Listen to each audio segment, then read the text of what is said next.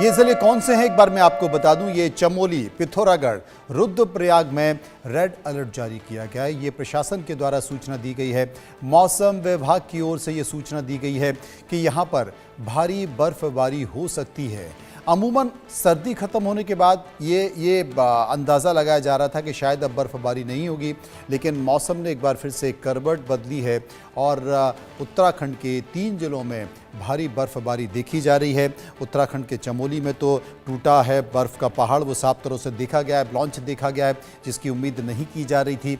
लेकिन मौसम ने करवट ली है और भयानक तौर पर, भयानक एक रौद्र रूप के तौर पर मौसम ने अपना रूप दिखाया है, जिसमें अब 57 मजदूरों के दबे होने की जानकारी भी लगातार मिल रही है। पल पल पर हमारे रिपोर्टर ये जानकारी दे रहे हैं और वो बता रहे हैं कि इस वक्त जो मौसम की मार है वो किस तरीके से उत्तराखंड में किस तरीके से नुकसान पहुंच रहा है। यहाँ पर जो एवलांच आया है उसकी स्थिति क्या है, कितने मजदूर दबे हुए हैं। रेस्क्यू ऑपरेशन भी मौके पर जारी है और मुख्यमंत्री इस पूरे मामले पर नज़र भी बनाए हुए हैं। लेकिन एवलांच है क्या, इसे समझने की ज़रूरत है। असल में एवलांच तब आता है जब ऊंची चोटियों पर ज़्यादा बर्फ़ जम जाती है।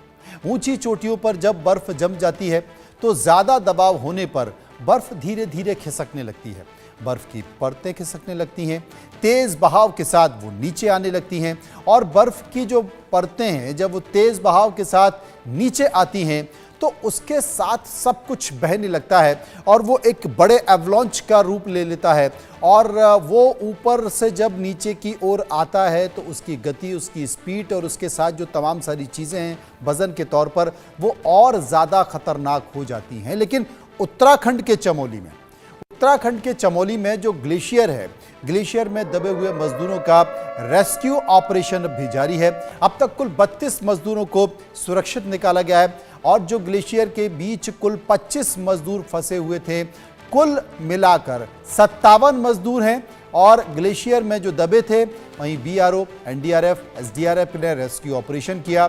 बद्रीनाथ हाईवे पर सड़क निर्माण में ये सभी मजदूर लगे थे, क्योंकि कपाट खुलने के बाद दर्शन के लिए भारी भीड़ और श्रद्धालुओं की भीड़ आ जाती है, इसलिए यहाँ पर एक तरह से रास्ते को साफ करने की कोशिश की जा रही थी। वो मजदूर काम कर रहे थे और मजदूर एवलांच के कारण दब गए। अब जो टीम है, बीआरओ की टीम है, एसडीआरएफ की टीम है, एनडीआरएफ की टीम है, वो इन मजदूरों को निकालने की कोशिश की गई है। लेकिन अभी जो जानकारी आ रही है 27 मजदूर अभी भी दबे हुए हैं और उनको निकालने की कोशिश की जा रही है इस रेस्क्यू ऑपरेशन के जरिए।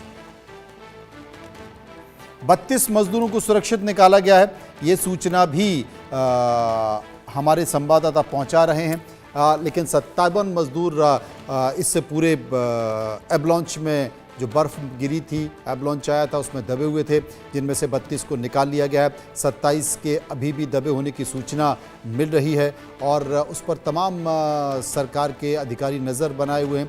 रेस्क्यू ऑपरेशन मौके पर जारी है। ये जो तस्वीरें आप देख रहे हैं ये उत्तराखंड के चमोली में, जहाँ पर रेस्क्यू ऑपरेशन अभी भी जारी है और मज़दूरों को निकाला गया, मज़दूरों को ले जाया गया। आप देख सकते हैं वो मशीनें भी मौके पर मौजूद हैं। इस बीच चर्चा करने की कोशिश करेंगे, हमारे पास कुछ मेहमान हैं। डॉक्टर पंकज चौहान जो कि वरिष्ठ वैज्ञानिक हैं, उनसे हम समझने की कोशिश करेंगे। Wadia institute of Himalayan geology Dehradun के हैं। अनिल सूद साहब हैं जो कि पर्यावरणविद हैं, उनसे हम जानेंगे। साथ साथ एमपीएस विष्ट वरिष्ठ वैज्ञानिक भी हमारे साथ मौजूद होंगे। हम आपको श्रीनगर भी ले चलेंगे, वहां पर भी मौसम की मार दिखाई दी है। आशिक मीर मेरे साथ मौजूद होंगे। कमलेश बोध मनाली से मेरे साथ जुड़े होंगे और भगवान सिंह उत्तराखंड पौड़ी से मेरे साथ मौजूद होंगे। सभी से बारी बारी से समझने की कोशिश करेंगे, लेकिन इन सब के बीच जो हमारे साथ मेहमान बने हैं, एक बार उनके पास चलते हैं, समझने की कोशिश करते हैं कि आखिर क्या है। अनिल सूद साहब मेरे साथ मौजूद हैं। सूद साहब, एक बार फिर से मौसम का कहर देखा गया है। एवलांच ने कई मजदूर दबे हुए हैं, फिलहाल कुछ मजदूरों को निकाल लिया गया है, लेकिन अभी भी करीब 27 के आसपास ऐसी संख्या है जो एवलांच में दबे हुए हैं। कारण क्या? सर, परसों ही मैंने आपके चैनल में रात को ये आशंका जताई थी कि मौसम ने जिस तरह से करवट ली है, कोई पता नहीं ये किधर को घूम जाए, और आज वो सच होता हुआ नजर आ रहा है। अवलांच एक तो अपने आप में बहुत बड़ी समस्या है, इसके साथ साथ जो उत्तराखंड के ऊपर जो खतरा जो लेक्स बन गई हैं, ग्लेशियर लेक्स, वो भी एक बहुत बड़ा खतरा है। तो मैं सोच सोच के कई बार डरता हूं कि अगर बाय चांस वो भी साथ में चल दी, अभी तो अवलांच ही चला है, अगर उनमें से कोई एक आधी लेक या तो उत्तराखंड में चल दी या हिमाचल में भी जो है, लगभग 48 ग्लेशियर लेक्स ऐसी हैं जिनको डेंजरस डिक्लेयर किया गया है। तो सिचुएशन बहुत खतरनाक होने वाली है। मेरे को अफसोस होता है जो ब्यूरोक्रेट्स न्यूज चैनल पे आके बड़ी चिकनी चुपड़ी बातें करते हैं, अपनी पीठ थपथपाते हैं कि हमने ये कर दिया वो कर दिया। क्या ये उस टाइम पे सोए होते हैं जब इनको पर्यावरण के बारे में संजीदा कराया जाता है, इनको समझाया जाता है कि मत करो, पर्यावरण से मत खेलो। आप 4-4, 6-6 लेन चौड़े हाईवे बना रहे हैं। गर्मियों में चंबा में 4 दिन पहले चंबा में गर्मी में पहाड़ दरका है, कल्पा में पहाड़ दरका है। तो आप जो है नेचर के साथ खिलवाड़ करते जा रहे हैं, तो नेचर तो अब अपना बदला लेगी। 5 दिन पहले जो हिमाचल की रिवर ड्रेन्स थी उनमें पानी नहीं था, आज सारी ओवरफ्लो कर रही है और डेंजरस लेवल पे है। और वही हाल चमोली और उत्तराखंड का है। तो डर लगता है कि जिस तरह से प्रकृति से हमने खिलवाड़ किया है और हमारे so called minister, politician, bureaucrats, ये सब जिम्मेवार हैं इस क्रिमिनल नेग्लिजेंस के। मैं इसको क्रिमिनल नेग्लिजेंस बोलूंगा।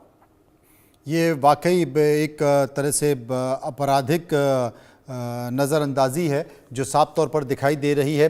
मेरे सहयोगी संवाददाता भी मेरे साथ मौजूद हैं, आशिक मीर हैं, कमलेश हैं, भगवान भी मौजूद हैं।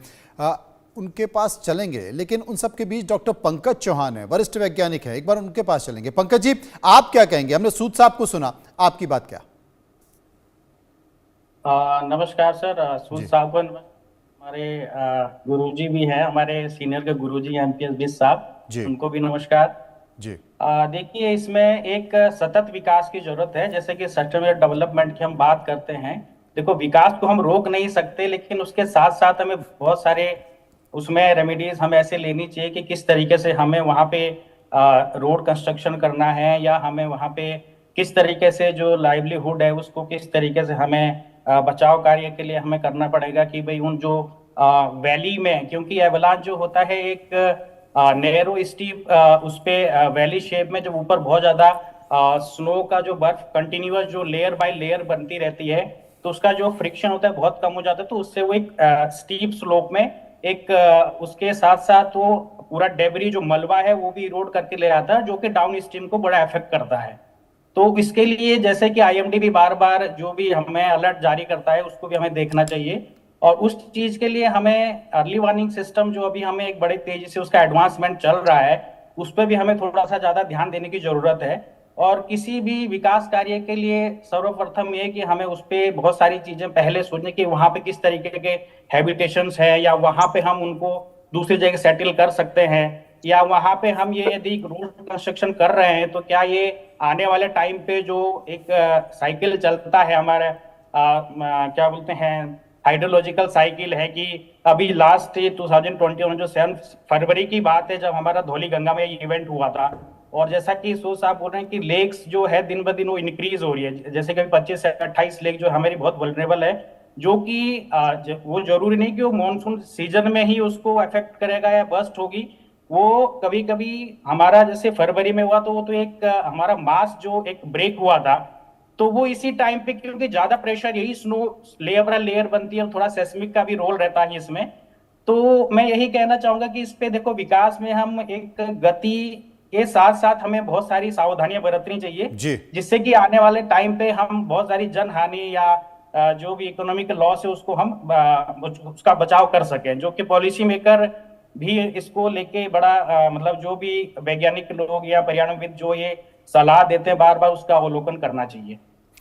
एमपीएस बिस्ट साहब मेरे साथ मौजूद है। बिस्ट साहब, आप क्या कहेंगे? नमस्कार आपके दर्शकों को। जी नमस्कार। मैं अभी पंकज की बात को बड़े सीरियसली सुन रहा था। लास्ट वर्ड था उनका कि वैज्ञानिकों की सलाह को सीरियसली लेना चाहिए। अब ये सेंटेंस पे अगर आप गौर करें तो मुझे नहीं लगता कि कई बार बहुत ज्यादा जो वैज्ञानिकों की सलाह है उसको सीरियसली कंसिडर किया जाता है। ये मैंने विगत कई सालों से एक्सपीरियंस किया है। मैं जब शासन में भी था 5 साल, तो कई मौके ऐसे आए कि हमको बड़े एरोगेंटली बड़े उसमें बोलना पड़ा कि सर इसको आपको मानना चाहिए। प्रकरण जोशीमठ जैसे था या रेनी वाला मामला था या उससे भी पहले बहुत, मैं 2003 की बात कर रहा हूँ, जब